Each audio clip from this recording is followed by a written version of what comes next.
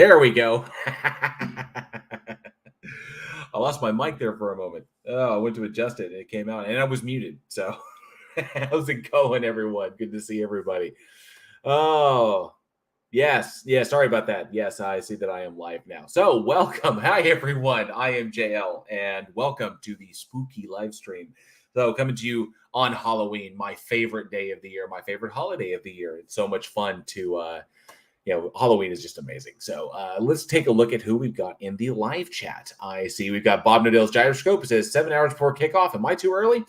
Just a hair, but yeah, good to have you here. DL Wood is in the house, and DL Wood, a member of the Godless Army. Thank you so much for the support. DL Wood says, "Who'll be first in with the ghost emoji?" That's a very good question, but I think I know who it was. Theo Fungi is in the house. Good to see you. Cindy Johnson, good evening. Good to see you. Elizabeth Sylvester, so happy to see you. Says happy Halloween. Happy Halloween. I appreciate it. Skeptic Dank in the house, a member of the Godless Army as well. Thank you so much. Says let's get spoopy. I like that. Surf, good to see you. Hello to you. Captain Welsh, in the house. Spooky time. Yes, it is. I've got some things in store. This should be a lot of fun. Cygnus TSP, another member of the Godless Army, says, "Yo, JL, yo on back." And Mr. Malord, all the way from Chicago, says, "Boo." Oh, spooky time of the year. It's always so fantastic. Not only just, the fact that it's, the weather change, and I love this time of year. I love going into the winter. But I absolutely adore this holiday. I really, really do. It's just the most fun. There's nothing negative about it. It's just the most fun. Mr. Lord, good to see you. Also a member of the Godless Army. I appreciate your support. Ryan and Nance is in the house. Says, "I am arrived." Good to see you. I'm glad you were able to show up. Cygnus TSB, good to see you. Says, "When I was a Jehovah's Witness, I hated Halloween." And I saw that you followed it up with, "Now I very much enjoy throwing shit at the kids and their parents as they come up my driveway." Yes, it's a lot of fun. Oh, let's see. Alien X Gaming, good to see you. And Demon Orb as well. There it is. Demon Orb with the ghost emoji. So he was, I think he beat Clive Wells, who's in the house with many, many ghosts. So yes, because ghosts equal alternative energy. That's the whole point. J-Dash Rylander, good to see you, says, "Have happy spooky evening." Oh, definitely. I have plans for this evening. I'm going to send some kids into some serious therapy. It's going to be fun. Thank you, Cygnus TSP, for dropping the emojis. Yes, if you are a channel member, if you are a member of the Godless Army, which is only 99 cents per month, because that's about all I value my content at, you get access to all of the cool, fun emojis that I have made for you, such as Donut Earth and Dr. Peel and Crying Otangelo and Darth Dawkins with duct tape over his mouth. I have all kinds of fun ones. And I think I'm 3 members away from unlocking the next tier of emojis. And I've got like a Kent Hovind behind bars coming up, and just some other fun ones that people have recommended. But definitely, if you want to support the channel, and you are able to, only if you are able to, you can gain access to this. And you'll get the new channel badges that people have seen, the membership badges that I think you can see, where next to the names for the people who are, depending upon the length of time, it's the growing brain. It's the one that I could, the one just popped in my head. I was like, oh, why not just do that? The expanding brain meme, all the way up to, I think the 24-month one is like, enlightenment brain or something like that. But I have the increasing brains. But I may change that. I was recommended that maybe I do like a growing Otangelo clown face, like that meme, like the clown meme, only do have it be Otangelo's face. But that would require some artistic talent on my behalf. So I may look into that. But for now, enjoy the growing brains. Let me see. Who else we got in the house? Yes, Clyde Wells, beware of Texan YouTubers and mankinis. I will beware of the mankini, because you never know where it may show up. And yep, I was voiced there. But it's good that I was muted there at the beginning, because I accidentally pulled my microphone out of the stand. And it was like, oh, shit. So it was loud. So Clyde Wells, hashtag stop censoring JL Warren. That's right. Robert Caslow's in the house. What's up, my globe-tarded heretics? Good to see you, Robert Caslow. So fantastic to see you. Says he was watching Talk Heathen, where a pro-life advocate was the call. My brain hurts. I imagine it does. John Fabiano says, "What up, you creeps?" Good to see you, John. And yes, I have watched Squid Game. I've watched the whole thing. I watched it with my wife. And while it was decently done, it was a good series. There was nothing bad about it. It's an old story, and there are other things there. I mean, this is an old story that's been told numerous times. Essentially, it comes down, it's essentially a trolley problem movie. And this has been expressed in other movies like Truth or Dare, Would You Rather, The Platform. And it's interesting how sometimes one particular story, have the same story, depending upon how you tell it, kind of like explodes in that fashion, because all these other ones are already out there, have been out there for years, but it only happens to explode with this particular one. So it all comes down to like how you tell the story, not just the story you're telling. But I'm glad that people find it interesting. Elizabeth Sylvester says, how come you never say I'm Patreon on Week in Horror streams, but you do with everyone else? I do on the Week in Horror stream. As a matter of fact, since I'm here on StreamYard, I have access to all of the branding stuff for Week in Horror. So check a look at this. So when we put the, everyone gets a shout out. If you become a patron of Week in Horror over at the podcast, if you become a patron over there, you get your shout out on the show. And everyone's name who's a patron is on the banner. Is there included on the banner. So everyone is there. There you are, Elizabeth S. right there at the beginning, right behind H. Jasper E., who was the most recent one. As a matter of fact, I just saw something I have to edit because sometimes I have to update this with people who are no longer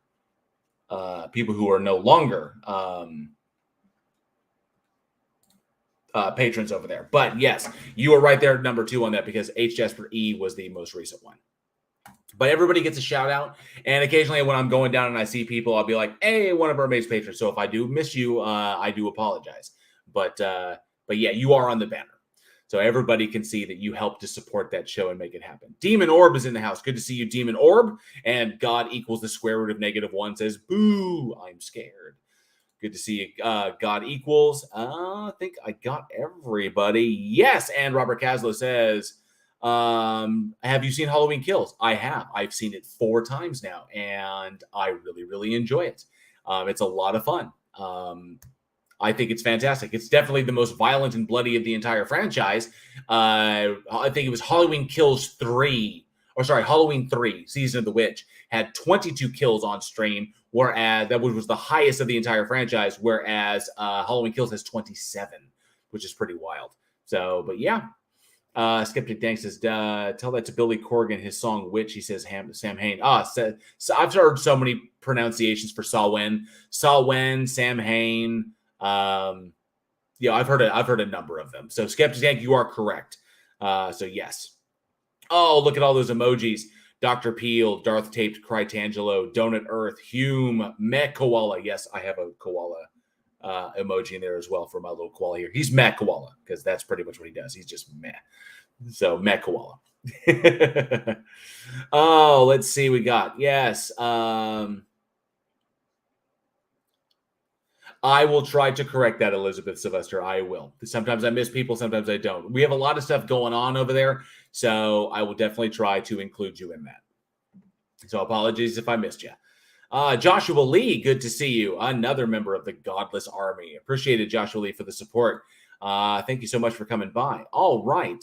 Let me see. Captain Welshie, do you have any good horror anime movie recommendations? There are some I could definitely recommend. Hit me up on the Week in Horror Discord and message me there, and I can give you a list of interesting things.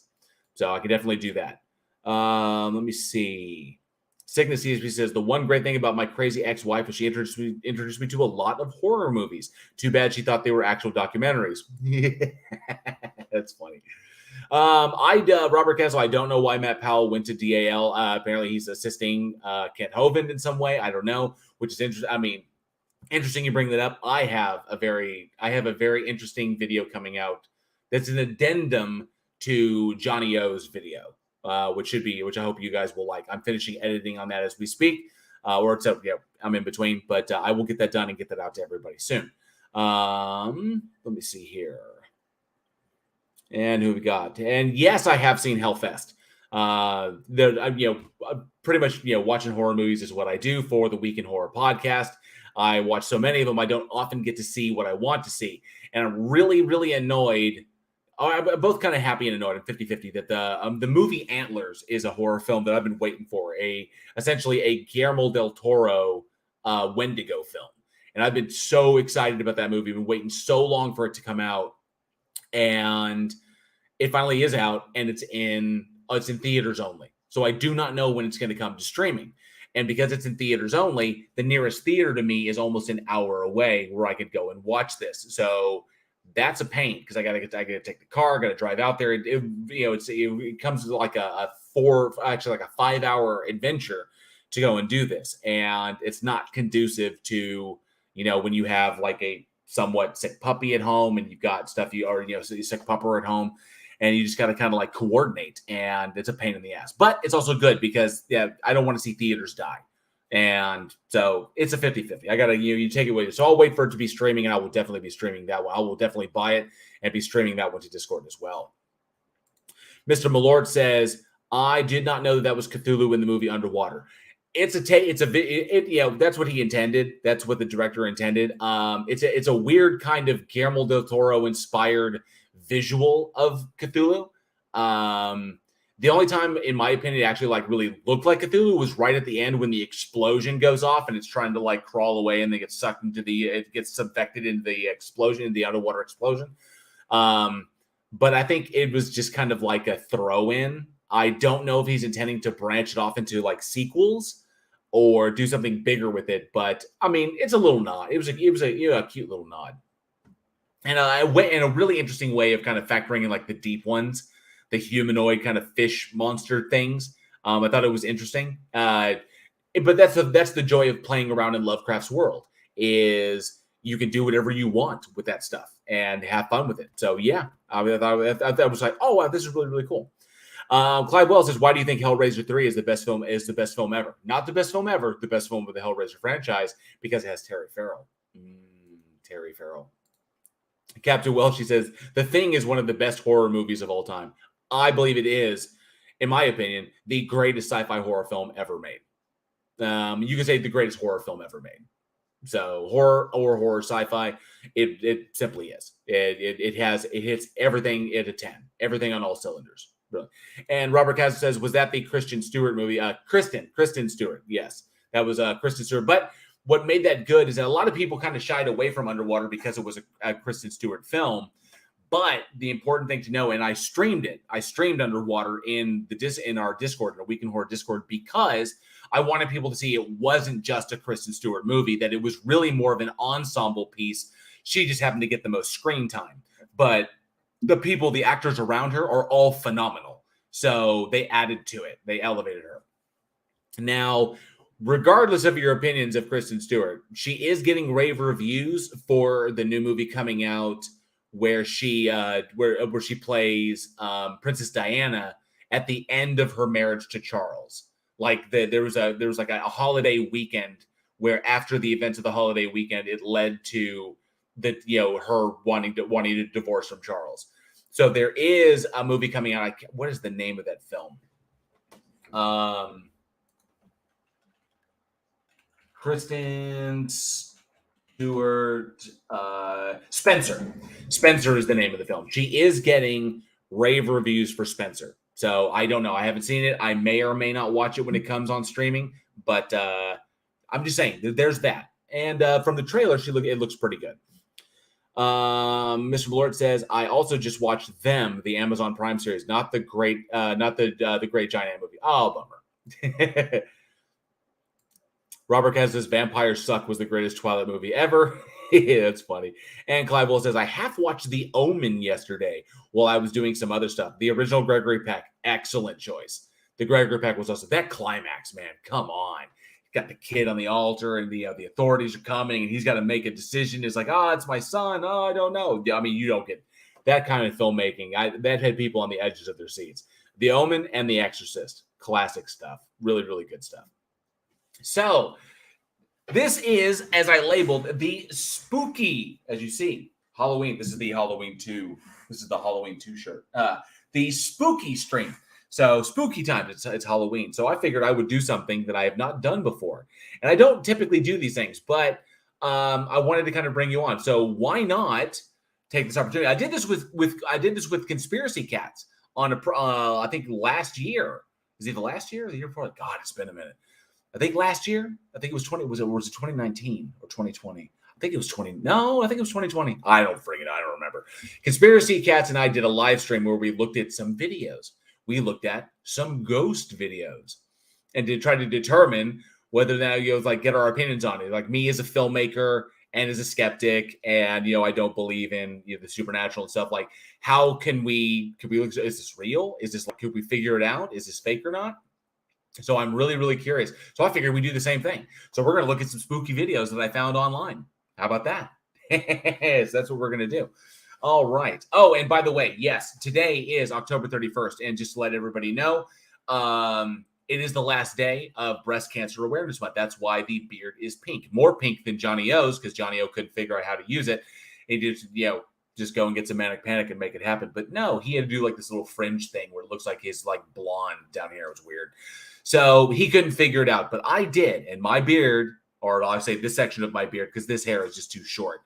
This section of beard has been pink for the entire month.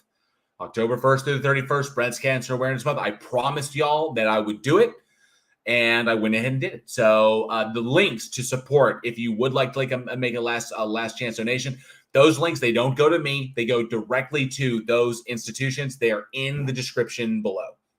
So if you want to, but to let you know, this is the last day to do it. Next month, November, is Diabetes Awareness Month. And I'm curious, the color for that is blue. So the question is, should I dye my beard blue? Should I go blue next? Go blue for the month? Maybe find some links that I can share? What do you guys think? Let me know if you think I should dye my beard blue for Diabetes Awareness Month for November, or should I just let it fade out and go back to being the white old man Gandalf beard that it used to be? So let me know. All right, let me see here. Joshua Lee says, "Oh yeah, especially those rabbit hole YouTube videos, those especially disturbing ones." Robert Kev says, "Dye my butt hairs blue." Unfortunately, I don't have butt hair. At least not enough to dye. I really don't, but it's quite smooth down there. I don't want to get into talking to the contours of my ass, but yes. Oh yes. Oh wow. Suit Kettle. Good to see. It says you already have blue eyes. You know what? I actually think that this is the lighting, because I actually don't have blue eyes. I actually have hazel eyes. So I think this is, I've seen that sometimes. I've looked into the camera because I can see on the screen that sometimes it looks like my eyes are blue, but they actually aren't. They are actually hazel. So I think it's the lighting that I have in here is making my eyes look blue. Factory says blue. Yes. Cindy Johnson said that would be cool. Clive Wells says dye is spotted. I don't know what that means. Surf says blue is my favorite color. So yes, Commander Darklight. Good to see you, Commander Darklight, a member of the Godless Army as well. Thank you for the support. Says yes, go blue. Dye it spotted. Oh, dye it spotted, like spotted, or maybe like highlights. Yeah. Joshua Lee says yes, TMI. It was TMI. Yes. And Mr. Lord says no Movember. No, Movember is next month. Prostate awareness. Is there a color for that? That's right, because No Shave November. John Fabiano says serious respect from a husband of a breast cancer survivor. Oh, that is excellent. That's fantastic to hear. And I'm so happy to hear that. That's amazing. And yes, this was, hopefully we did a little bit of good just in our own little way. I hope that we did some good with this. So yes, to all of those who have fought, are currently fighting, and for those who will fight that fight in the future, all our support, all our love. And I hope that one day these small efforts all add up to a solution, or to a vaccine, or to some cure for these incredible warriors who go through this fight. It's one of the worst fights ever, and they need all our support. So hopefully one day. UKPI is in the house. Says hello, peoples. Happy Halloween. Good to see you, and also a member of the Godless Army. I appreciate that, UKPI. Thank you for the support. I love all my channel members. You guys are amazing. And I hope you enjoyed the new channel. I guess the time badges, like the amount of time you've been a member. I hope you enjoy those little badges there as well. So, and second best Bob, good to see you. Says blue eyes like those guys in Dune. Yes, like I've been like the Fremen. And good to see you, and also a member of the Godless Army. Appreciate it. Jack Burt says prostate awareness. Color is obviously brown. It's gross. Robert Castle says fuchsia is prostate color. I got so many different ones. What about Captain Wish says, what about No Nut November? No Nut November is dumb. Dumb. There should never be a day that goes by without at least masturbation or sex. So, but that's my opinion. Second best Bob says, Jack Burton. Yeah, that's right. Dune, the spice is the life. This is true. Cindy Johnson says November is pancreatic cancer, lung cancer, stomach cancer, and carcinoid cancer awareness month. November is also a month during which we honor caregivers. Awesome. UKPI says, I've got green eyes, plays havoc with my green screen. That could make for some cool effects. So yeah, I guess I was told blue for diabetes awareness. I think blue is the only one that's, other than I can't dye brown. It look like shit falling off my face. But and yeah, Mr. Lord's correct. Nutty keeps the prostate healthy. It does. So No Nut November, I'm not a fan. I think it's just dumb. It's kind of like Christians against dinosaurs. That's how much sense it makes to me. So I'm thinking blue. I think blue would be cool. Midnight, I think like a nice midnight blue, something dark, like a dark blue. I think it'd be pretty cool. Maybe some, something that'll really stand out. All right. So what do y'all say we get to the first video? So I don't know anything like you major about these. I looked at some of them, but some of the I kind of glanced to make sure that they came out okay. So let me do this one, and we'll start with something small. And let's go here and put me here on the little corner so you guys can see me. Or does this work? No, you guys can't see that. There we go. Or maybe I should just be down here in the corner. I like it down here in the corner so everybody can see that. Dark with a couple light streaks. Oh, okay. Interesting. Prostate, evidence of intelligent design. That's funny. All right. So, hey, Renee. Good to see you, Renee. Thank you for joining. It says, boo, two films I really like are Cube and The Cell. Excellent. Prisons of the mind. What those are about. Get there. I like that. I like that thematic connection there. So, I don't know the context of this video. So we're going to play it. It's not that long, but we go ahead and take a watch. I want to make sure the volume's not too high. Let me adjust this. And here you go. So we'll take, now I've taken a look at this previously because there's some things I want to see if other people catch.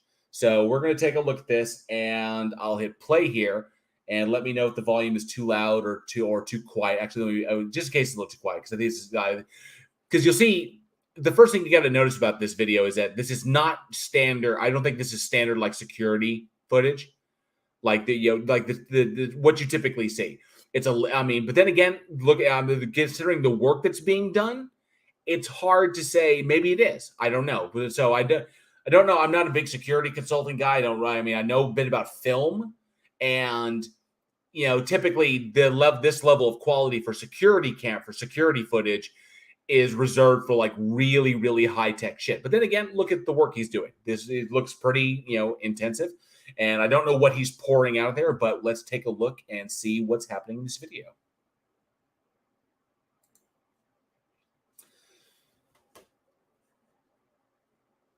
Here I am worrying about the volume. I don't think there's any volume on this video, but so yeah, okay. So there, you see that? And he's like, what? So let's go back and watch real quick. Let's go back, and here he is. He's pouring something. I'm not 100% sure. And then boom, it hits. Okay, so, and then goes and finds something. Now, so there's a jump there, which I thought was weird. But then again, this could be something that was, and then I don't know if their behavior, if like to see their physical behavior seemed a little kind of pantomimey. It seemed a little too big.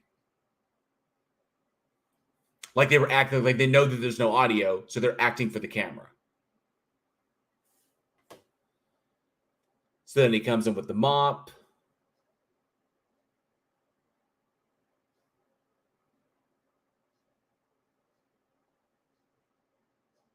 and then that's it. So one thing, and I'm going to have to take myself out of the image. So there's one thing that I caught. So people were looking at the door where the action goes from, but I would like, Jack Burton, you're right. It's a little over the top. So it's not towards the door that's open where somebody walks by, because I saw that as well. It was, Zachariah Hooper. The behavior looks a little contrived. But Joshua said there was something in the door towards the start. There, I looked and I noticed that towards the open door, somebody does walk by. So if you watch again, someone just watch the door. Someone does just walk by in the background. See, that's just looks like another employee walking by. But here's where the kicker is. After the event takes place, and so you got let's see if I can. Then whoop, there it goes. So then he goes and looks, and then he leaves. So things look pretty okay right now. Now, right here, and the reason I've taken myself off the screen, I want you to watch the left side of the corner, like where all this kind of like this, where all these this kind of like metal shelving is. Just look up over there. Just look along the side, and see if you see what I saw.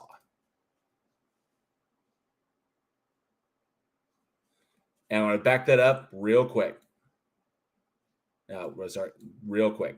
And tell me if you see what I saw. Did anybody else see that lighting shift? As though someone were standing over on the side. So that's what I got, that someone was shifting position, and then the lighting caught the shift in light from them shifting position. It's literally, let me see if I can do this. I have to back it up some more. Here we go. And that's what I think this was. And given that, and here we go. And you can see that slight shift in the light, like someone is physically shifting positions. And what I think that probably was the person shifting positions, getting ready for the second pull, which occurs when he's coming to pop in. And yes, Jack Burton, you're right. Why would someone come in and just start mopping up broken glass? That's not what people do. Okay, there obviously be broken glass there. So, and then of course he comes in, and see, look at that kind of like like I'm just mopping. Obviously, there's water in there and everything, but everyone knows you don't just mop broken glass, because then glass can get in the mop and then people can get hurt. So to pick up the glass first, but he just lays it down, obviously, so that he can see the next jar move. And then he's like, you just watch that thing move. Yeah. And then, it's a little too contrived. So I think that this one was a cute, but ultimately fake setup is what I think this one was. So definitely let me know if you agree. But I'm definitely agreeing. Yes, Renee, I definitely agree. Someone was hidden from view in that scene. So I'm thinking that that's what that was. So we'll start off with this little small one.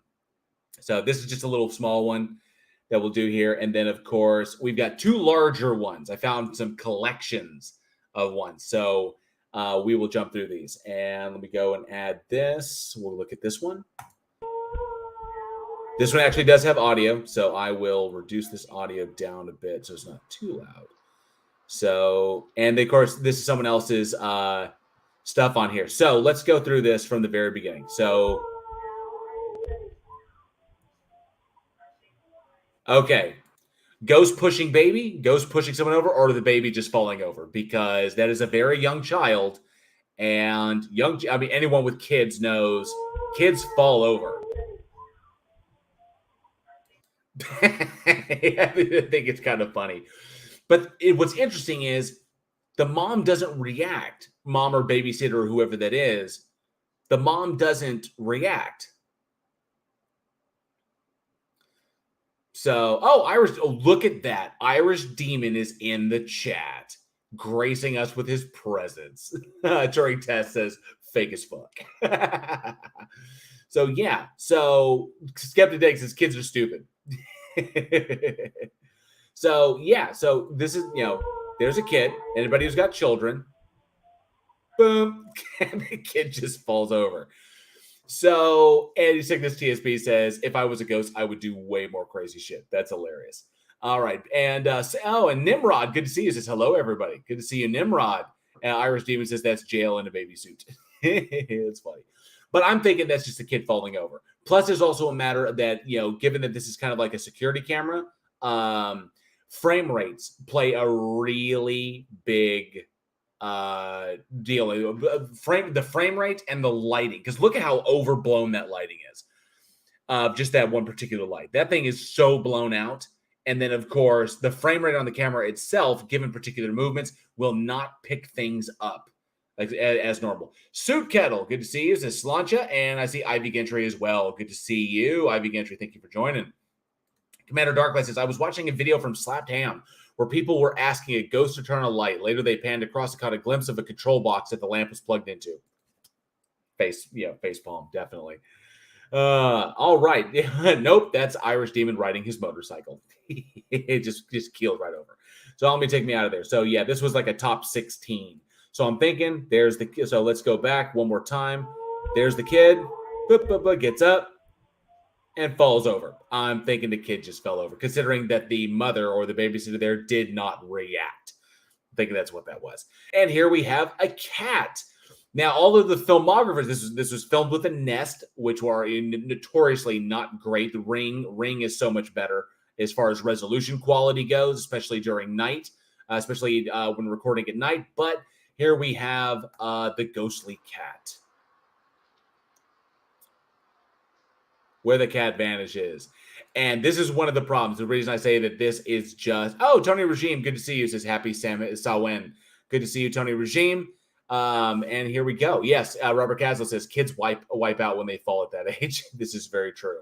So ghost cat or problem with the camera because of the way the lighting is hitting it. I'm thinking it's literally the frame rate at which the image is being captured, the color of the cat moving into a darker shadow, and the aperture not being able to keep up with that makes it look as though the cat has disappeared.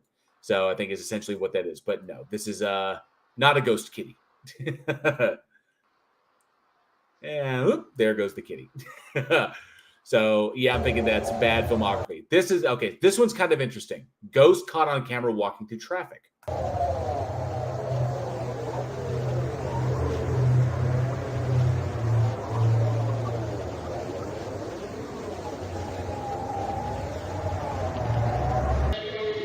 So, a rather interesting one. I'm thinking that most likely... Oh, okay. Suit Kettle says, oh, that's also a good possibility, Suit, is footage with the cat fading into other footage. Good editing. Excellent choice. And that's what I think this one is, that this is editing. Because, sure, vehicles are going through it like this, but obviously the object itself elicits no shadow, and there's no real depth to it. And I'm thinking that this was just dropped in. This was essentially just this kind of walking image dropped into this footage. Or it's possible double exposure. UKPI is correct. Double exposure, where essentially they've used old film to re-record, so it loops, and so you have new footage being recorded on top of old footage, and occasionally, depending upon how things get exposed, depending upon the light at the time, you'll get stuff from previous things, from previous footage, bleeding into new footage, which essentially was what this might be, considering that this ghost, or whatever this thing is, had the had the clarity of the clarity of thought to actually walk out of an area where there actually is an exit to the building. So this, it comes right. I'll see where those gates are. So obviously this is a place that opens. A person could walk out of here, and it has, it walks across directly out of there. So I'm thinking that that this is either double exposure, like from reused tape, or it's because or this is dropped in post. Skeptic Dank says, if ghosts could physically harm humans, white people wouldn't have survived this long. This is true. This is very, very true.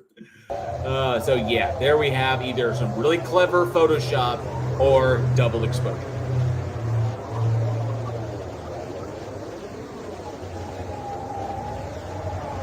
And then it disappears.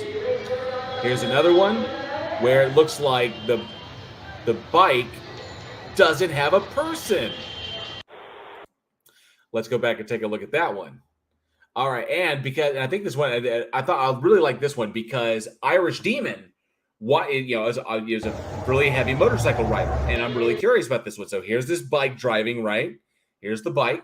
Now here's what's interesting is from this perspective, from here, you can't even really see a rider there.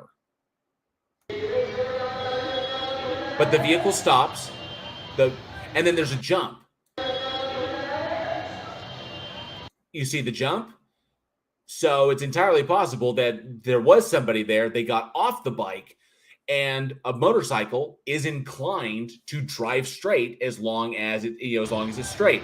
And seeing as how the bike is going straight, motorcycle. Now, correct me if I'm wrong on this. Correct me if I'm wrong on this Irish Demon. If you're still in the chat, I don't know if he is, but if he's still in the chat, let me know. That if a motorcycle, that's how trick riding is done. If I understand a motorcycle, if the handlebars are straight, the motorcycle is inclined to go straight. So they're surprisingly good at going without it. So yeah, and it's the jump in the video which is what kind of gives it away. So the bike stops, and then boom, all of a sudden it jumps what's probably like 15 feet, and then all of a sudden there's no rider on it. So I'm willing to bet that the bike just went through, because as long as the bike is essentially driving, the bike wants to stay straight unless you disbalance it or jerk it up because of the weight of the rider. Otherwise, the bike will stay straight, which is how people do like high speed when they're riding, and then they jump up on the seat and they stand up on the seat with their hands in the air, and the bike still goes straight. It's just a matter of, because the bike wants to stay straight. It's designed to do that. And of course, good balance. So bad editing on this one, really, really obvious stuff. So let's move on to the next one. Ghost whispers, "I'll kill you," and then clicks the door handle. Now, this is a ring. This is and look at that definition that you get as opposed to like the Nest. Now, obviously the porch light is on, but you get really good night def. Even out there in the shadows, you get really good night, because Ring is just a more effective camera, and they use really, really good tech. So.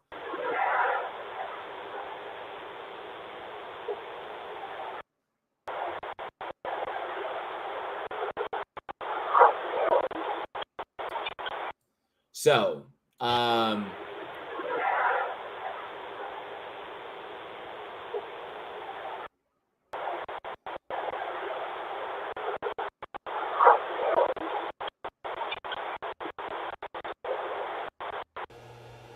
okay, so that essentially was the first run, but the problem was they had to slow it down, and then you can kind of hear it.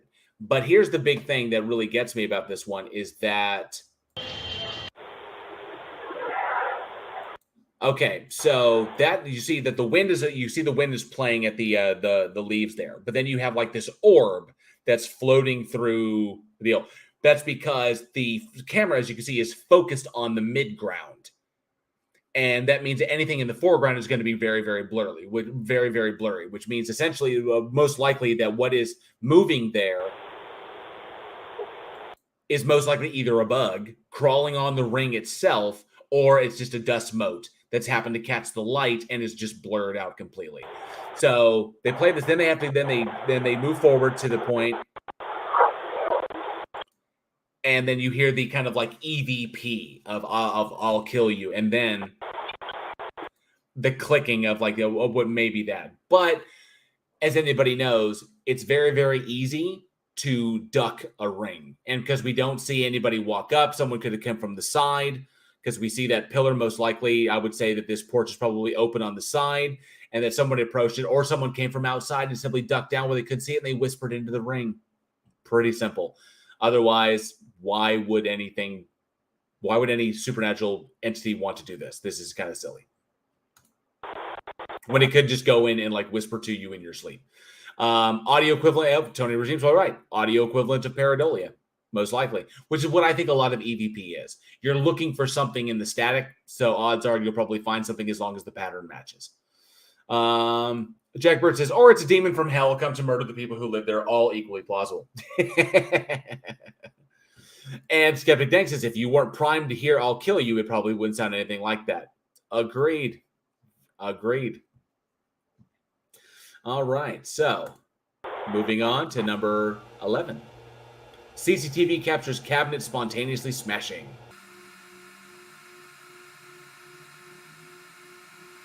So it's the tempered glass on a cabinet spontaneously smashing. That was from one angle. There we go. Spontaneously smashing. All right, so tempered glass is tough, and you can tell the way it broke, the way it breaks.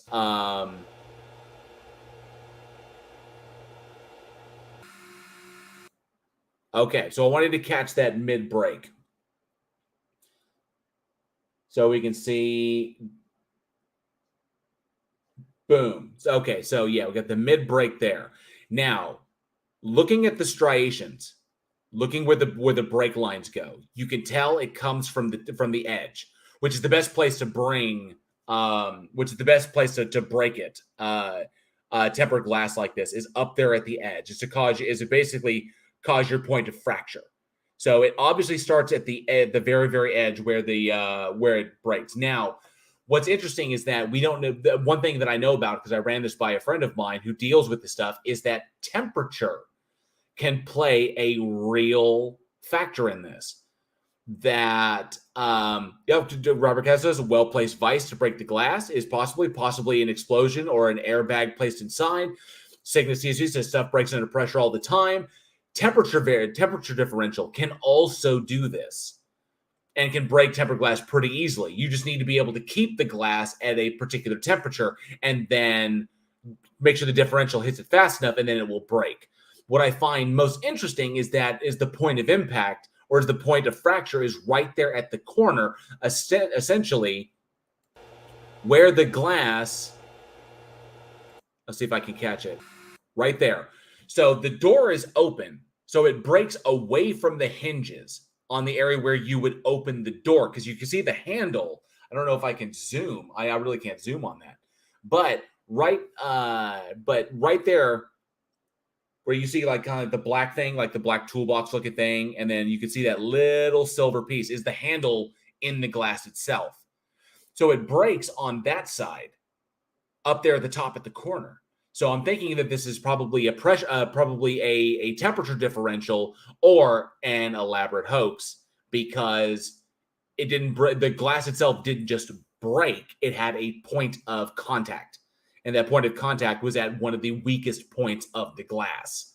And then you could see, boom. And so right there, and then all the glass there, nothing hit it. There's no holes came through it. And those break lines run down the length of the glass. And so that point up there where there's no glass, all of a sudden it looked like the glass, came apart, where it like just goes boom. That's the point of impact, or the point of fracture is essentially what they would call that. And I think that's where that was. So this is either a well-designed hoax, or this is simply the weakest part of the glass reacting to either a pressure change or most likely temperature differential, is what I'm thinking.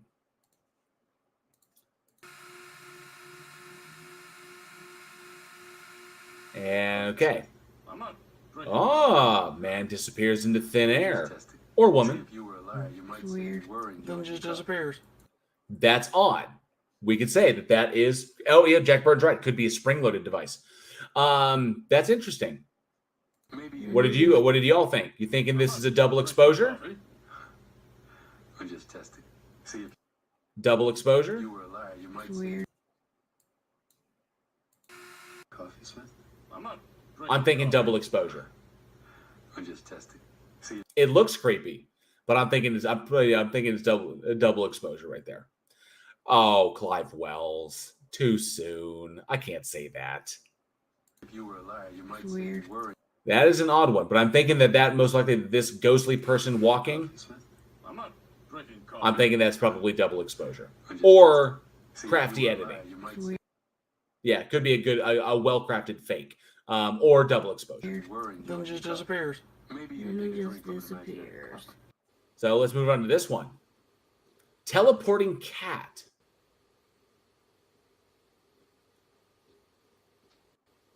This was kind of interesting.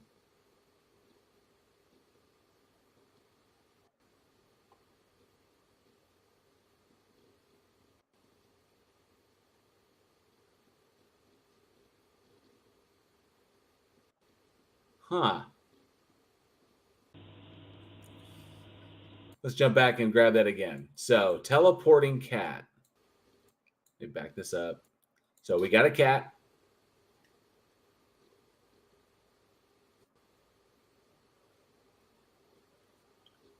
Cat walks by. We don't see where the cat goes. I'm kind of interesting that it's perfectly set up to not see where the cat goes. There's also a couple of jumps in the audio here, and then the cat reappears, or a cat reappears. But we don't see the cat full body, so it's hard to say if it's an identical cat. So don't know. But if we go to this cat, they look very similar. About the same height. So yeah, there's a lot of options on that one. I think it's well. I obviously I think it's a kind of like a magic trick. It's a hoax. We don't know what's going on behind the camera. Obviously, I'm thinking that probably the cat was here, and then because there's a couple of jumps in the audio where the audio flattens out, and then all of a sudden picks up the static, he picks up the ambient air of the room. That there's a cut in the vid, but it is really clean. It's a really clean cut. Now, there's a couple of hallmarks of where you might think there would be a cut, but they're really hard to tell. You got to kind of like look close. So the cat leaves. And I'm thinking there's a cut there. And you see the little light changes around those two boxes where the cat appears from. And I'm thinking it's a cut. I think, but it's really, if you're just glancing this, not looking, if you're just like, oh, look at this cat disappear. I'm thinking that's it. Now, if that cat walked off and all of a sudden reappeared on the other side and came back out, that would have been a lot clearer. But I think that edit would have been a lot more difficult. So, but yeah, I'm okay. Hey, Aaron Reese, good to see you. Thank you so much. Oh, and Maximal, good to see you as well. Thank you for joining. Reflections, cutting, two cats. Yep, that's what I'm thinking. Jack Burton says cats don't count. Cats don't count. Everyone knows they're halfway in the spirit realm anyway. Yeah. Awesome. But yeah, it was a well crafted one. It's kind of crafty. I'll give him this. But obviously shot on a canary, not the greatest resolution, and of course, easy to fake. Ghost caught on camera.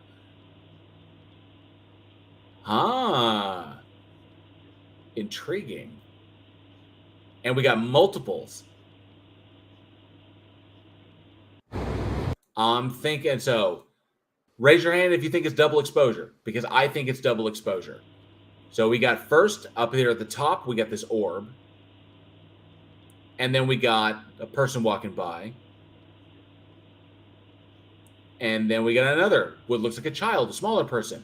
Now, from a lighting perspective, what this looks like to me is double exposure. And then the light that goes by in the top, boom, is the point of light where it was striking somebody's face or the top of their head. And that's them walking by. The second one as well is light closer to the camera and is picking up the full, like essentially there's the full size of them. And then, of course, the child following right behind. So I'm willing to bet that this is just straight up double exposure. It's pretty obvious. Mr. Malord says, why would anyone put a camera in that crappy room? And yes, John Papiano, in the previous cat one, why is the camera on the floor? Very weird placement, unless you're trying to do something. This goes into it. And UKPS is fake, but well done. I'm thinking that this was probably double exposure. Maximal says, apparently ghosts have some freedom in what shape or form they appear in. A floating ball, a flying sheet, and a walking kid. Robert Ketzer says, why do ghosts have clothes? And why do the images have a trail? The trailing effect can actually be replicated in normal film, and essentially it's refresh rate of the camera. And of course, it's essentially the camera itself and the way it's reacting to the light and the way light enters it and the way it captures the image at the frame rate that it captures it. And so the way when it captures an image and then goes to refresh, it's shit because the quality of the camera is crap. And so it catches this kind of strobe effect. And Aaron Reed saying, yep. There's Aaron Reed says, you can see the effect is intensified by a piss poor refresh rate. Yep. All right. And Maxwell says, what would it take to prove a truly paranormal activity happened? See, this is what's interesting, because if it was paranormal or supernatural and it was proven and demonstrated, then it would no longer be supernatural. It would be natural, because we would understand it and we could explain it. That makes it difficult. But yeah, there's ghosts with their clothes. Naughty words. So this one is interesting.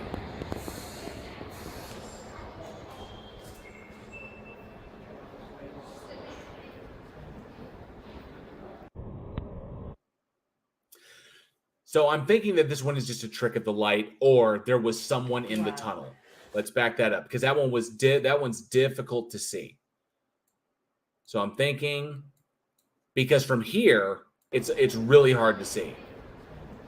But given the jerky motion of it, I'm thinking there was someone in the tunnel, and that this is just the light, because look how dark it is. Wow. I'm thinking that that's the light. So I'm thinking that's what it is. Bob Nodell's Gyroscope says, good evening. Sorry I'm late there. No, it's okay. You were actually first. You were 7 hours early. There was a bar stool with my name on it, so I couldn't resist. Hell yeah. Ivy Gitcher says, I want a Doom Patrol style haunting. Oh, that would be bad.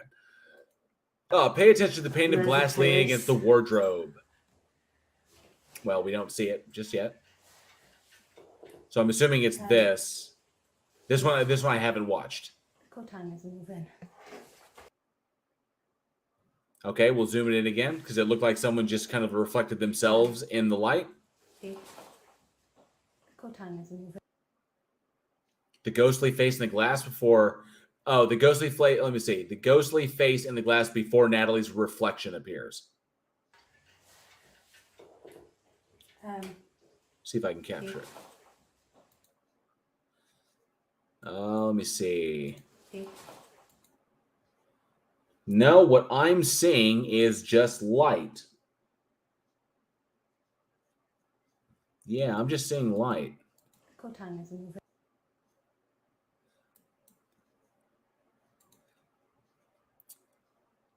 So, zoomed in slow motion. Let's take a look at this, because I haven't actually watched this one. I'm kind of curious. I'm seeing it as you're seeing it. It's like watching a Facebook watch video. It never gets to the point.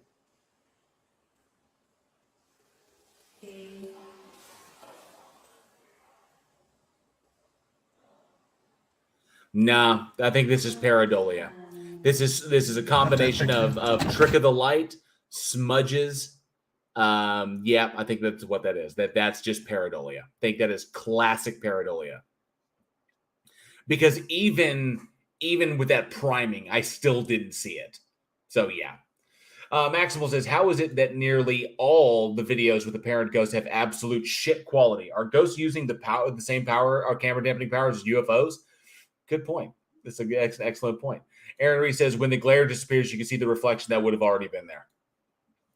So, yeah, I'm thinking that's just straight up pareidolia. I think that's all that was. And Facty, good to see you, says, Jail, are these some of your home videos from back in your ghost hunting days? No, they are not. Because I don't have any. Ha! Joke's on you.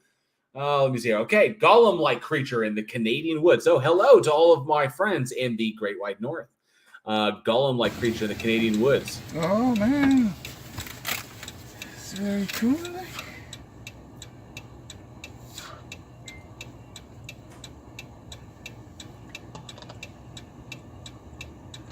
Well, I'm seeing something over there that looked kind of Wendigo-ish. It's kind of bouncing around, but there's nothing to tell me that this isn't a person.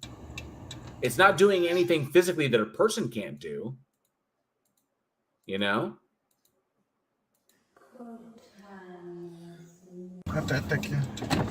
See? Oh, man. It's not moving in any way that's different from a person can't move. So I'm thinking that this was just a person. It may even be a setup. That they're just doing it on purpose. That this is just a setup thing. Like, oh, look at this. Skeptic Tank, probably just a method. Inoculum Fear, good to see you. Thank you so much for coming in. Says it's moving when the camera moves. Interesting. I didn't actually catch that. Let's find out. Oh, man. It's very cool. No, I think it's moving independent of the camera. Yeah, because there it kind of ducks down. So yeah, I'm thinking that this is literally set up. I think this is set up. This is just somebody, because he just happened to be pointing the camera and catch all of this right as the thing entered frame, when he's like supposedly taking time to stop his car on a road and film what looks like a cow. So I'm thinking this is probably set up. Yeah. Captain Wushy, Canada, eh? Sorry. Aaron Ray says the problem with ghost hunting is that you're using tools that have no proven standard. You detect a ghost with an EMF meter, but there's no scientific justification for EM activity at a haunting. Good point. Although I have seen plenty of faulty AC units or radiators give off really bad EMs when they're really old. The old ones give off a lot of EM, and EM can insufficient, like if the field is strong enough, can actually affect with perception and cause nightmares. Robert Kess says, wasn't that Simon Dan with legs? Yeah, that's funny. So yeah, I'm thinking that this is just a person. Oh, here we go. Oh, this hotel is definitely definitely haunted. Good to see you, plot hole. He said plot holes. So I'm thinking, okay, so a door closed, and the lights are strobing.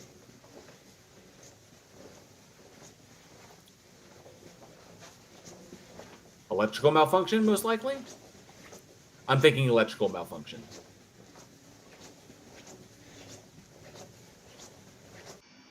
Yeah, I'm thinking just electrical. Nothing to say. The lights were going off, and it was almost a kind of a pattern to them, which would indicate that maybe someone was playing with them. But yeah, I think that's pretty much it. Charlie Welch, good to see you. It was happy Halloween, JL. Definitely good to see you, Charlie Welch. Thank you so much for coming out. Soup Kettle says rave night at the hotel. That's pretty much what it was. All right. And Skeptic Dank says shit wiring. Agreed. Probably shit wiring. Tony Regime says the electrician was tripping balls when he installed the lights. Basic trigonometry. So good to see you. Thank you for stopping by. Says that carpet was haunted. I got to see this carpet again. Oh, wow. That carpet is haunted. Yeah. And given there's almost a pattern to it, I'm thinking, as a matter of fact, let me go back and look at that real quick. Okay, so like one side of the lights is going out, and then it's never like at the same time. It's almost like there's a switch that controls one side of like it's one side of the floors, and there's one side of the doors, and then the other side of the door. So you have like a light switch that controls here and here, and someone's just going up and down with them. That's what it looked like to me. So yeah, I'm thinking that's what it was. So, someone playing with ecstasy. All right, what is this? What's going on here?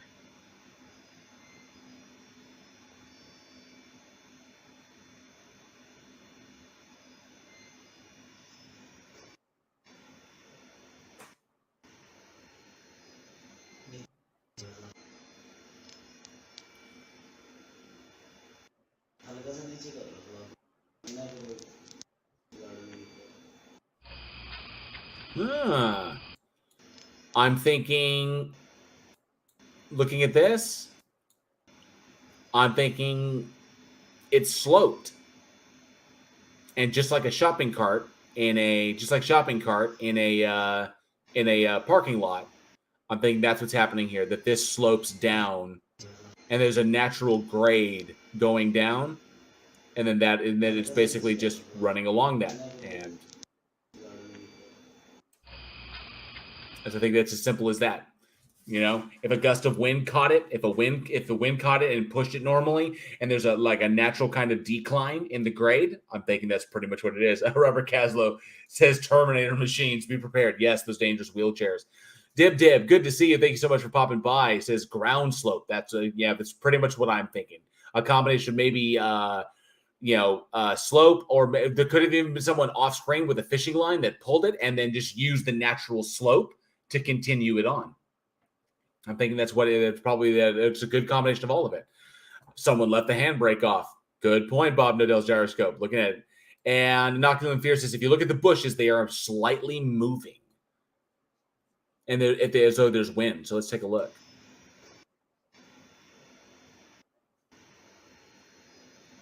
I can see the leaves on that one plant over there kind of moving. Okay, I see what you're. I can see what you're saying. Yeah, so I'm thinking this is a combination of the two. And I love the nonplussed guy, like walking up, and then he steps outside. What is that? Goodness. Most likely because I'm thinking it was the wind that caught it, and it was a natural grade that just slid down. The Mexican Bob is in the house. Good to see you, Mexican Bob. Nope, you've missed no ghost proofs. You've missed a whole bunch of debunking. Real ghost proof? Is there such a thing? Yeah, that's right, Tony Regime. Oh, okay, let's check out this one. Oh, I have to take myself off. Here we go. Oh, let's look at that again because that was fast.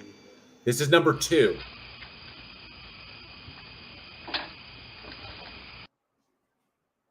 Right in between the cars, or right by the car. Oh, yep, there we go. So I'm thinking this is another double exposure. Another double exposure. I think that's what that is. I think it's pretty obvious too. Pretty obvious on that one. And let's go to this last one before we move on to the third and final one. Let's see what we got here. This is number 1. Let's remove me from there. Chair moves by itself.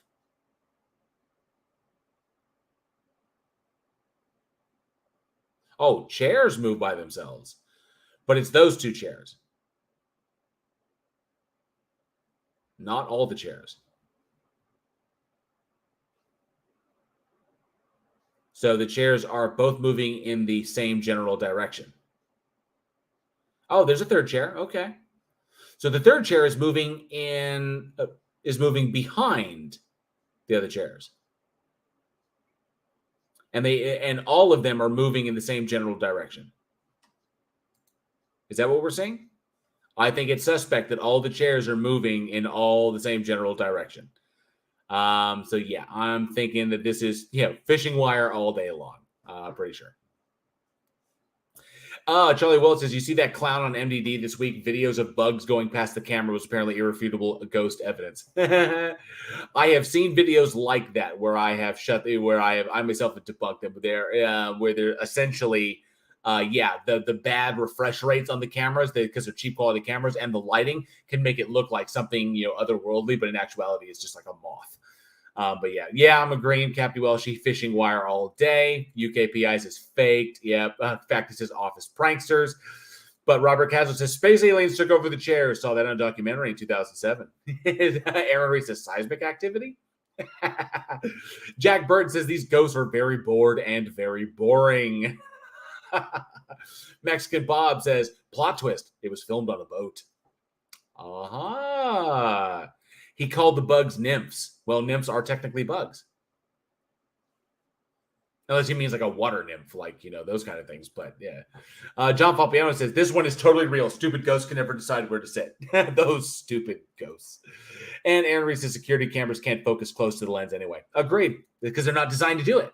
They're designed to focus away so they can catch the field that they are observing. That's the whole point of them. But that is the last one in that particular series right there. And I think we pretty much walked through all of them. So let's remove that. And I've got one more. I've got one more for you. So let's take a look at this one. And I know this one has audio, so you'll be able to hear it. So let's check this one out. So for today's drink. Ooh.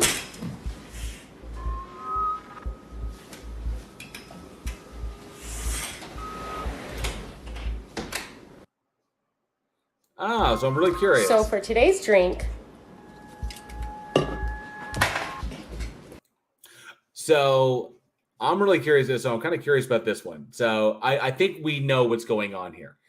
Captain Welshie did see that. Thank you very much.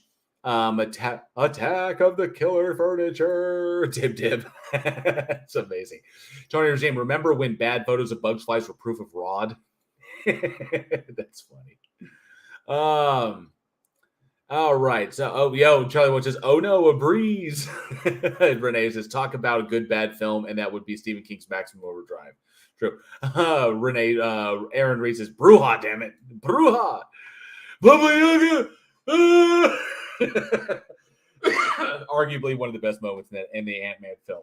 Booyah! When she just appears. And Inoculum Fear says, I heard somewhere that Paranormal Activity was done with all the debunks of these types of videos. Basic Drink. So for today's drink, I framed the camera to capture the curtain to the right. Good point. Excellent point, Basic Trig. I like it. So here we go. So looking at this, but the thing is, I think that there's someone back there. It's so dark, and if they're wearing dark clothes, they could literally slip because she moves into frame to block it. And she moves out of there so quickly. I think that there's a person here because if you look, it looks like someone running their hand down the curtain again. So for today's drink, hits at the top and then runs their hand down. She blocks frame and he's bugged out. And then whoever that is bugged out. And then she closes it and locks it. And then that's it. So I'm pretty sure that, obviously, and then Basic Trig pointed it out. For today's drink, I framed the camera to capture the curtain to the right. And cuts before she runs at it. Is there a cut there? Maybe I didn't see so it. for today's drink, Okay, so she saw it. She saw the what was going on in the camera because she was looking at the screen. Yeah, I'm thinking that there's a person behind there is what that was. That was set up. And because it's so perfectly framed in order to catch the curtain behind her. Cuts before she runs at it. Let me see if I can catch this cut. so for today's drink,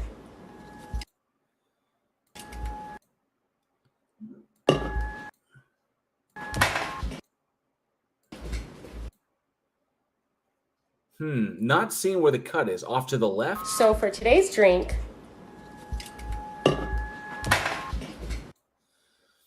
Maybe it's the resolution on my screen. I'm not seeing it the way you do. But, Robert Caslow. She's hot. No monsters, though. And it says, maybe it makes Bob says, maybe not, my stream may have stuttered. Yeah, I'm not seeing where a cut is, but I'm thinking how dark it is back there. I'm thinking that the person moves off to the left. I'm thinking that's probably it. There was someone there and they just ducked off. And that she essentially, it's like a magic trick. Her running over there to investigate is blocking our prankster's escape, is essentially what that is. So let's move on to the next one. Oh, and then she just punches the fucking curtain. Fuck this curtain.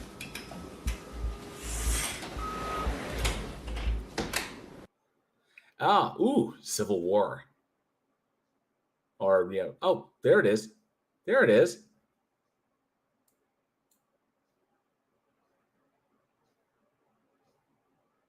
I'm thinking that's bad. I think that is literally bad resolution.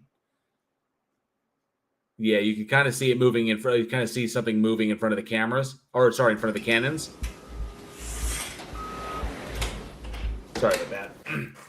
There we go. Moving in front of the seat. Yeah. I'm thinking that's something catching the light, and it's a bad. That's a really cheap camera phone. So I don't think it's really capturing anything major there.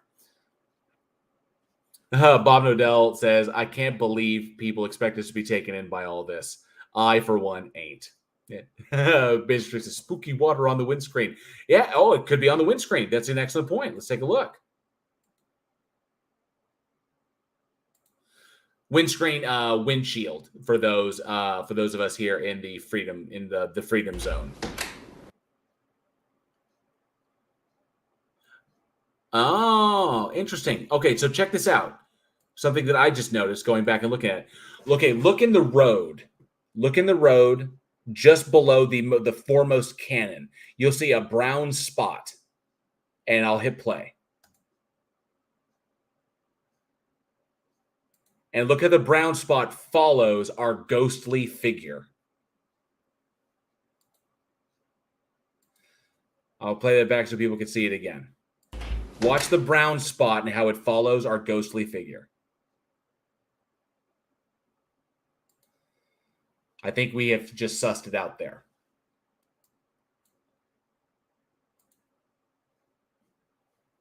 I wish I could highlight, circle it, but let me know if you see what I'm pointing out. Where in the road, see right there where I paused it, in the road, right in the almost in the foreground. You can see that brown spot there. Okay, let me back it up, see if I can back it up just a touch. Here we go.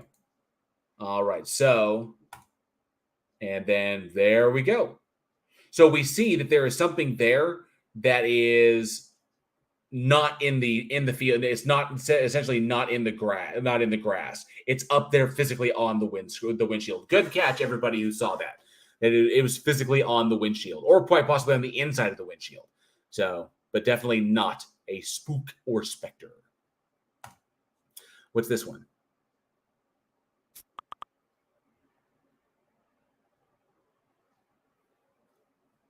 Because I haven't watched through this one in its entirety. Oh, okay. So it's another. Oh, okay. So there's a baby. I see. And something walks by. Double exposure. I think this is another double exposure one. Commander Darklight, whose brown spot are we watching? Oh, but yeah, I think it's a smudge on the way. Yeah, Tony Regime, I think you're right. It was a smudge on the windshield, but it was catching the light the right way, considering it was so dark outside. The camera was trying to adjust to the light because it's trying to focus on the outside, but there's an item that's catching the light that's causing the camera to kind of like try and refocus. And then in that, you get the effect of it moving. As the car is turning, that's when you get the movement effect, because it's actually the foreground that's adjusting and not something out there in the background. So, but yeah, I think there was another double exposure. We saw a bunch of those. Let's move on to this one in the spooky woods. Let's see, what do we got here? What do we got here? Spooky woods. Oh, is this a Bigfoot? No, you're not going to want to miss any of this video. Well, that was too fast.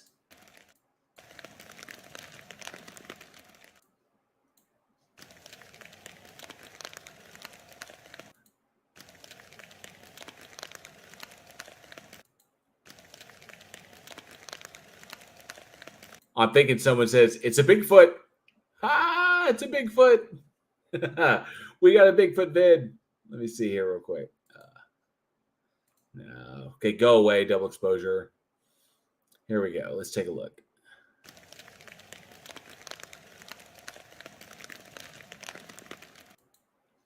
I'm thinking they're saying it's a Bigfoot.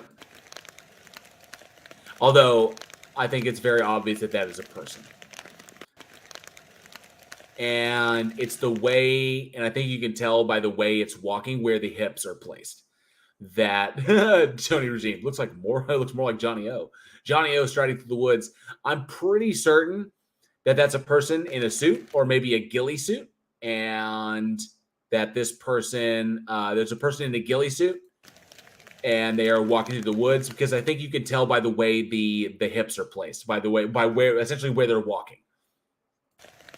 This is definitely human. No, you're not gonna. Now I haven't watched through all of this, so I may have to jump ahead to determine what we're looking at.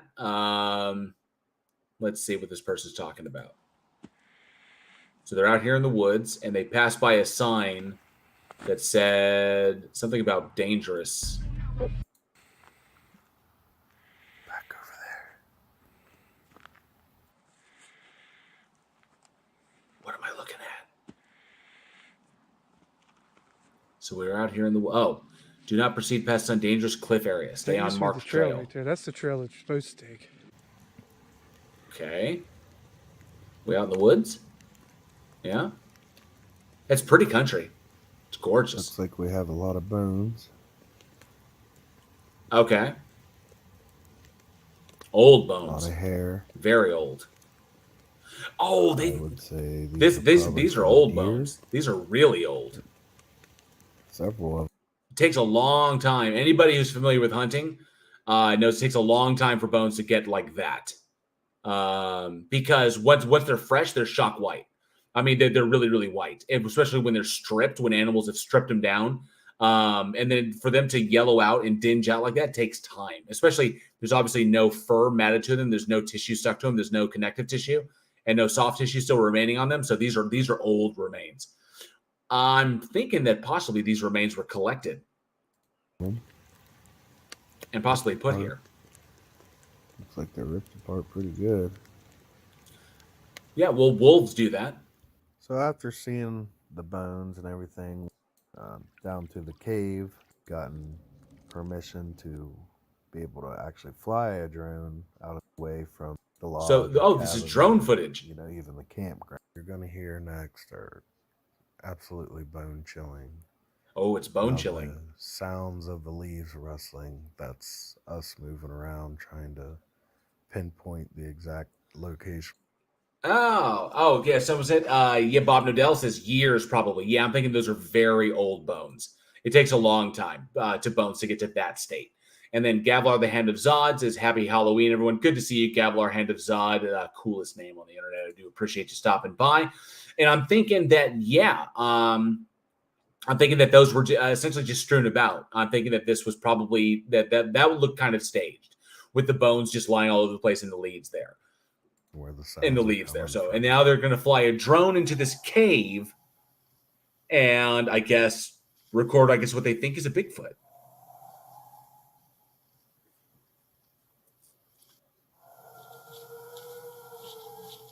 That sounds like a wolf howl. That sounds like wolf howls.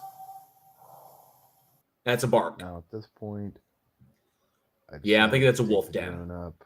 I adjusted the settings on the camera. Dark. These sounds. Okay. Clouds of. So, did you catch anything? Oh, and how fortunate that there's a fucking tree blocking it. That you couldn't get a legitimate, like, look at all this straight on area where you could get a straight on image. And showed a couple times. But the one place in the camera, the one place in the field of footage, in the field of view, where you could see a Bigfoot, like look at all this open area. Look at all these open spots. And you're in a drone. And then you could come around and you could probably see it from another angle. But no, it's obviously blocked by a tree. Well, move the drone around. You can move on all three axes. Get us a better shot. But there is no better shot of the drone, from the drone. I don't know. You guys be the judge of it. I'm judging it's a person. There it is, like the dark area right there. Of course, the Bigfoot is blocked by trees or the two big feet. But then take the drone down there. It's a drone. It operates in three axes, like any kind of aircraft. Go down there, drop on that axis, turn around, get the footage, and then come back up. Not the Bigfoot can't fly, unless of course these are flying Bigfoot.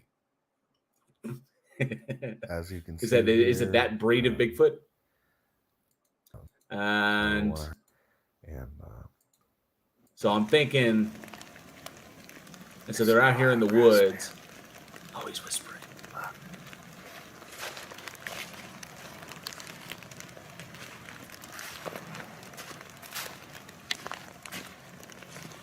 You know, as many videos of big feet that are out there, you'd think that these things are like running around all over the place. Oh, well, okay, look at that. There it is. That's a person. Look at it. It's not a person. Oh.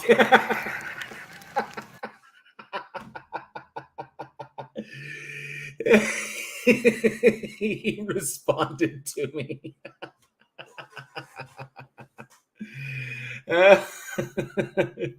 I'm sorry, that was funny. Mexican Bob says there is no evidence that Bigfoot can't fly. Yes, apparently he was talking to me. Because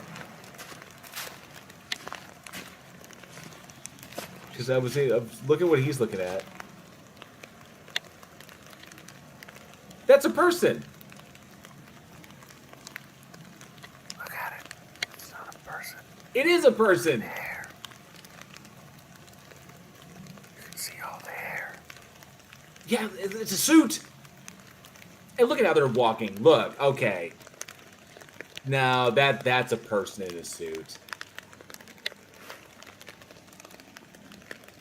Walk like it.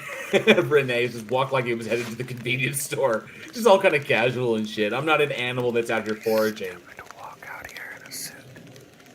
Okay, come on. That was goofy as fuck. I've seen movies with better effects.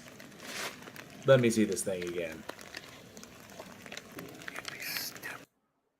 Okay, come on. Are you serious? It looks like a ghillie suit. Yeah, thank you, Inaki. Yeah, it looks like a ghillie suit. UKPI says it's Michael Myers. That's funny. Mr. Lord says Aaron Ra was mistaken as a Bigfoot once. Look at this. He moved the camera off the Bigfoot as soon as it came into view. If you look close, you can see the newspaper tucked under its arm. That's awesome. Basic trick. That's amazing.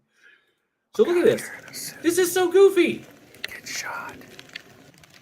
As it just happens to move in the, the tree is blocking, the view. His hair's gray and black. Is that gray? Is that snow? That's not snow. Bigfoot furry. Yes, I'm agreeing. Gray. Brown. Gray. This is terrible. Can't tell. That is a terrible looking Bigfoot. I've seen better Bigfoot out of the asylum.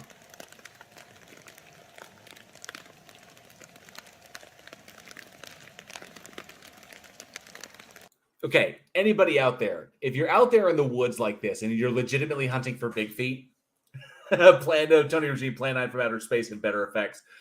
Colin says, if you use the period key and comma, you can get it to move frame by frame, but why am I telling you that? They appreciate that.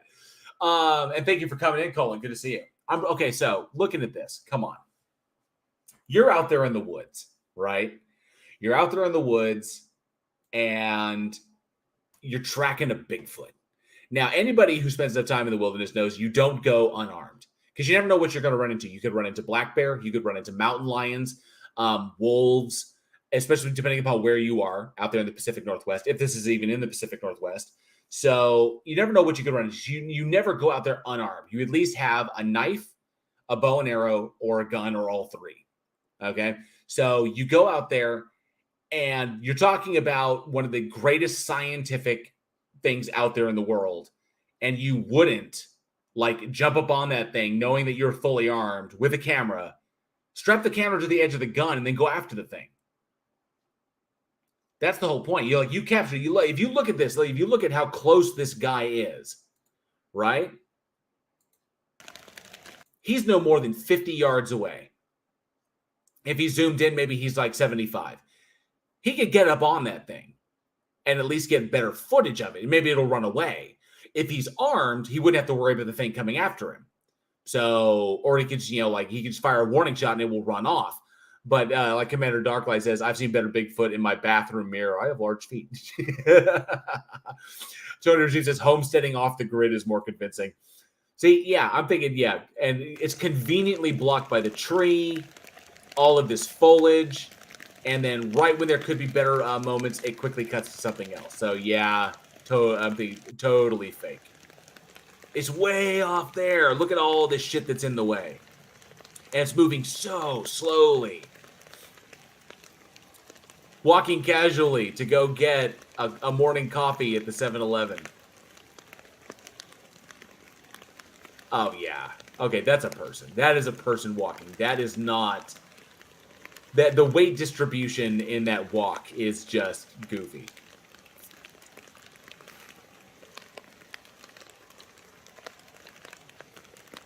Because the weight distribution across the hips is unique to the Homo genus, and yeah, that's a person. That's a person. The Patterson Gimlin film was better, but even that was a person in a suit.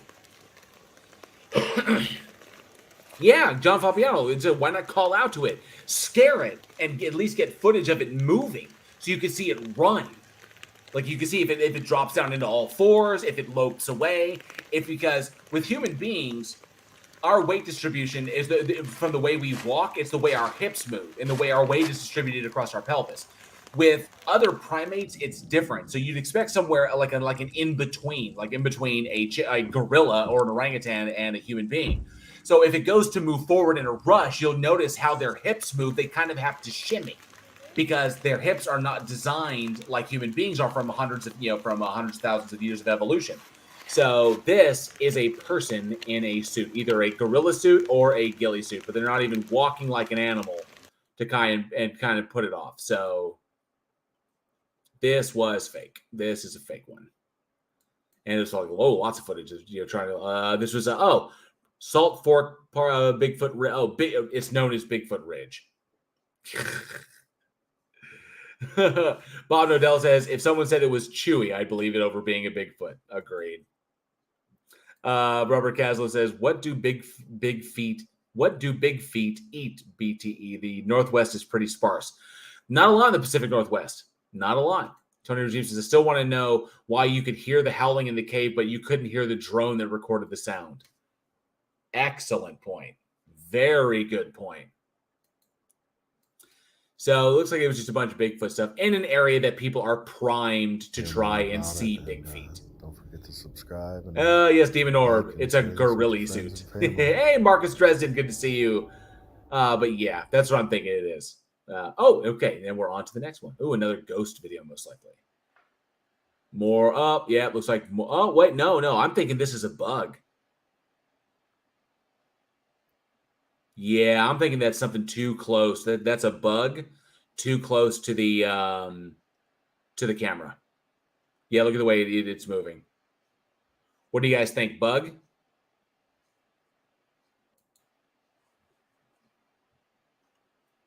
I'm thinking it's a bug. Think it's an insect? Yeah, I'm thinking that's an insect. Pretty much. Thinking it's an insect that's just got caught. It's just the refresh rate is terrible on those cameras. So Mexican Bob says Bigfoot eats Bigfoot hunters. The flies them away to his nest and eats them whole. And yes, plot hole, I did see the robot chicken Home Alone with Michael Myers. Renee says, I own a pricey gorilla suit.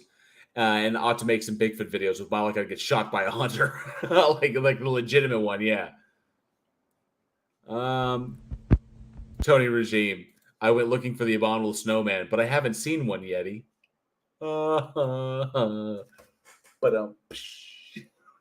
what is this one? So yeah, I'm thinking that last one was most likely an insect. I think that was something flying too close to the camera and it couldn't focus on it. And now here we have one. This one's in color. So this is a phone in flirt mode. I hear a kitty. Hungry kitty. That's a hungry kitty.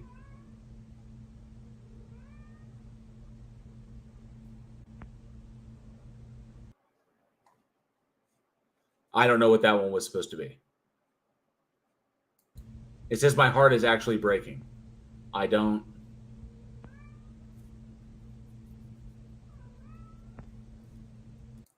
know what the context of this is.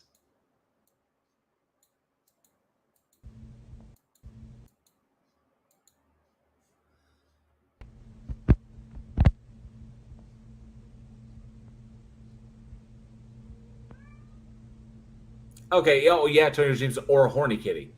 Maybe this is someone saying that they're recording their dead cat? I don't know the context of this one. I legitimately don't. Well, that one seems pretty silly. Yes. So apparently, yeah. Robert Castle. The room is the ghost.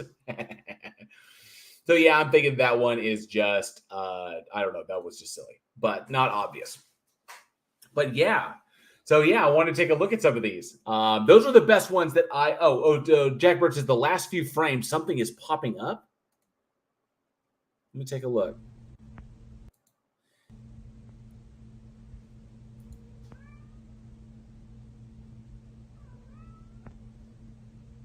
I'm not seeing anything.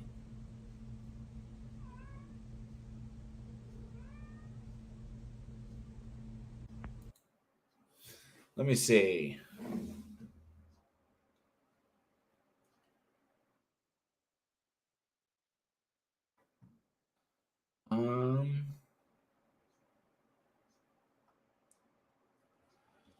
I don't know.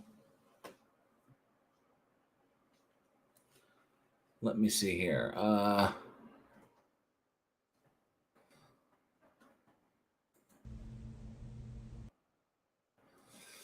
didn't see anything, Jack.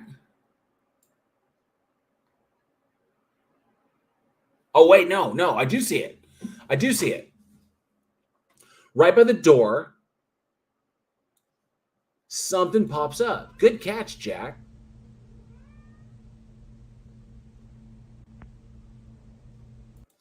So, okay, yeah, something does rise up there. I don't know what that is, though. Could be a cat.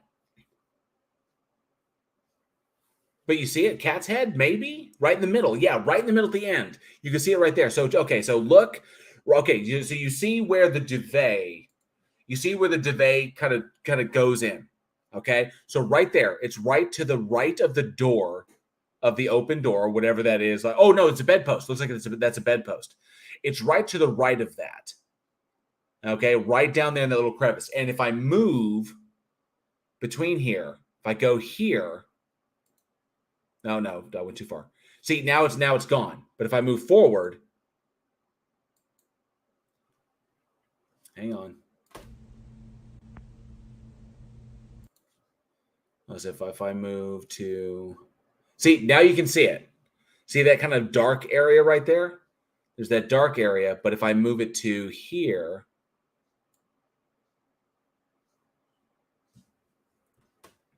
so there it is. You can see it, and you cannot see it.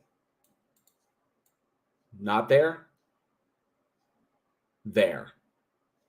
So something does rise up in that space. I have no idea what it is, but something does rise up in that space. That's kind of odd. It's so shadowed you can't really tell what it is. It could be a cat, but and yeah, I did notice that inoculum, that there was kind of like a light in the like beyond the door or in that hall that looked like it may have been like a reflection of something. Let me see.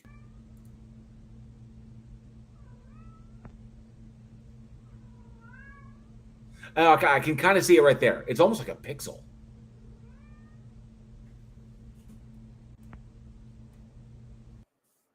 Don't know. The cat that is saying meow, Pika meow. Yeah, it could very well be a cat. Not 100% sure. Or it could be his left foot in a black sock, like coming up above the sheet. It also very possible. Turned out to be the spookiest yet, ghost cat. but yeah, pretty much all debunked. So unfortunately, I wanted to. So for this particular stream, I wanted to kind of do the same thing that that Conspiracy Cats and I did. Skeptic Dang says he sent me one on Messenger. Let me take a look.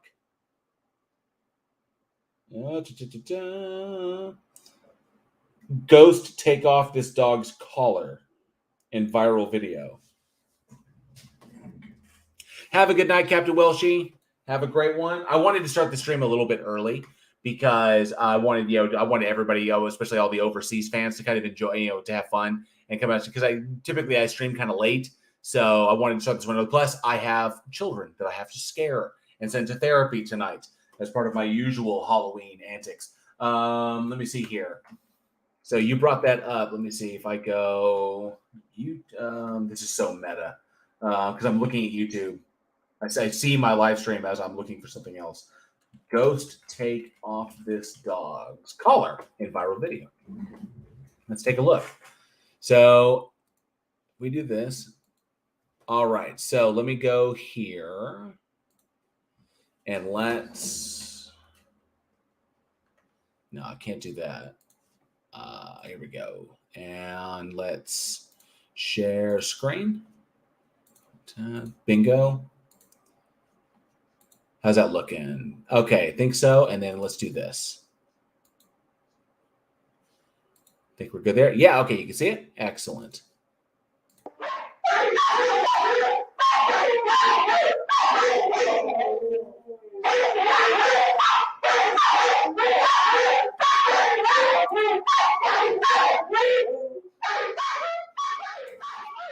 Let's lower the volume on those barking dogs.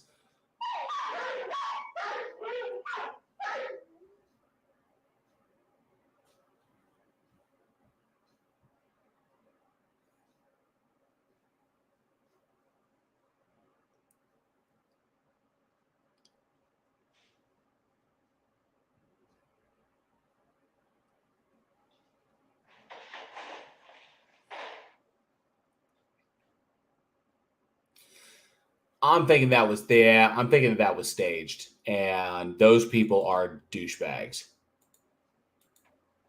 Let me go back and look because the collar. Yeah, something.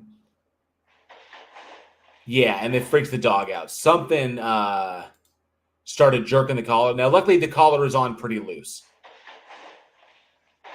But yeah, I'm thinking. Actually, let me see. Let me take a look a little bit more. Yeah, I'm thinking that looks ridiculously staged. And then the dog is like, "What the hell?" So, yeah, I'm thinking that's staged. Definitely. And yeah, those people are kind of dicks. Yeah, it doesn't look like the dog got hurt, but scaring animals like that is just an asshole maneuver, especially if you're just gonna make a stupid video. But yeah, that's just sad. And yeah, gotta house break the dogs better. Robert Kessler, that was contrived. And yeah, I agree. Skeptic Tank, I'm pretty sure. Yeah, I would look at John Fapiano. Says thank you so much. It's fun stream, JL. My pleasure, my absolute pleasure. Suit Kettle as well. And we're going to start winding down because I got kids, I guess, here. Oh, thank you so much. Second Best Bob for £10 super chat. I appreciate this. Thanks for an early live stream, especially for me. My pleasure. In fact, I think I may try to do this so that more people overseas, because I have a lot of followers, a lot of subscribers that are in, Europe, Ireland, Scotland, they may, all east of us. So absolutely. Maybe I should try to go sooner so that people can, more people can enjoy them. So thank you so much for that super chat. Second Best Bob, you rule. Jack Bird says, yeah, that collar is barely on. Yeah, I'm pretty sure that was crap. Oh, that was Robert Castle. That was as authentic as Hoven's honesty. Chris Rhodes says, remote control electronic release? Possibly. Don't know. I'm thinking that something was pulled. Yeah, Skeptic Tank, that something was pulled from around the couch, that it was set up to basically pull on the dog, and the dog would be like, and then the dog would essentially slip out of the collar. And I think that was set up. That was completely set up. So, yeah. But, Christopher Music Channel, thank you so much for joining right here towards the end. And Sir Little Wolf right here towards the end. I do appreciate y'all popping by. Thank you so much for the support. Well, I think it's about, we've been going for about an hour and 40 minutes now. So I think I will close it up. And because I just want to take a look at some spooky videos and maybe we shut them down, or maybe, who knows, maybe we find something that we couldn't explain. But pretty much all of them have plausible explanations for every single one of them. So, but yeah, some spooky videos for a spooky Halloween live stream. I was thinking about doing some UFO ones, but there's so much over talking in them. And a lot of them are just like, really, really crappy resolution, like military stuff. It's hard to say. A lot of them are in infrared. And I was like, well, that's obviously a contrail, but condensation trails in infrared look really weird, which is why people might mistake them for UFOs. I don't know, but that got a little too complex. Ghosts is what's much more fun. Red Ink, good to see you. Says happy Halloween to you and yours all out there. Happy Halloween. Happy Samhain. All right. So, Renee says, ever heard of the tulip staircase ghost photo? Yes, I have. And it's kind of creepy, but not something that couldn't be done with trick photography. All right. Second Best Bob, thank you so much. Says, good night, all. Go and see Dune. It's so good. I have heard many good things about it. So, to close this bad boy out, I want to thank everybody for joining me for this creepy, spooky Halloween live stream. This was a lot of fun. I hope you enjoyed the new kind of like the music intro that I set up. I made it especially for this particular stream. That was interesting, trying to put that together with the GIFs and it was with the GIF. It was a lot of fun. But I hope you enjoyed that. I'm getting pretty good at Adobe Premiere, so I'm going to do some more fun stuff like that. So thank you all so much for joining me. Thank you so much to my channel members and to those who super chatted. I really do appreciate your super chat, and of course your super chats, and of course your channel memberships help me do what I do here, help me produce the content that I produce, and also helps me out over at the podcast as well. So you being here, helping just support me like this is the reason I'm able to do all this. Charlie Owen, good to see you. Thanks so much for stopping in. Just happy Halloween. Happy Halloween to you, sir. So thank you so much to all of my channel members. As again, if you're coming a little bit late, channel memberships are available on my channel. They are 99 cents per month if you are able to. They get you access to obviously the channel membership badge and of course all of the emojis that I create for you. So thank you so much to my channel members. I love all of y'all. Thank you so much to those who super chatted. You guys are absolutely amazing. Boo to you too, Christopher Music Channel, with all your ghost emojis. And you guys are absolutely amazing. So thank you all so much. And it's my pleasure to kind of have this fun on Halloween with y'all. So I think that's going to be about it. So as usual, be safe out there. Be excellent to each other. And together, we can have ourselves a spooky time. I'll catch y'all on the next one.